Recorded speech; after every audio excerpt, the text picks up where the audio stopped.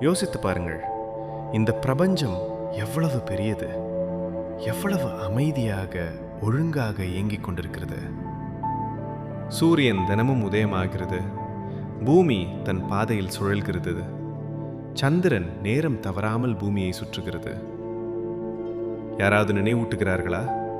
யாராவது கட்டளையிடுகிறார்களா? இல்லை.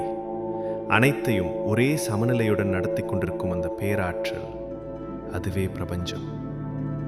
அப்படி ஒரு பேராற்றல் உன் வாழ்க்கையை கவனிக்காது என்று நீ நினைக்கிறாயா? எல்லாம் நீ செய்கிறாய், உன்னால் செய்யப்படுகிறது என்பது வெறும் மாயை. வாழ்க்கையில் மிகப்பெரிய அளவில் வெற்றியடைந்த இருவரை எடுத்துக்கொள்வோம். இசை ஞானி இளையராஜா மற்றும் ஏஆர் ரஹ்மான். இருவரும் தங்கள் வாழ்வின் உச்சபட்ச வெற்றியை அடைந்த பிறகு என்ன சொன்னார்கள்? எல்லாமே நான் செய்தேன் என்றா? எல்லா புகழும் இறைவனுக்கே என்றுதானே? இவர்களுக்கு முன் நாம் எம்மாத்திரம்?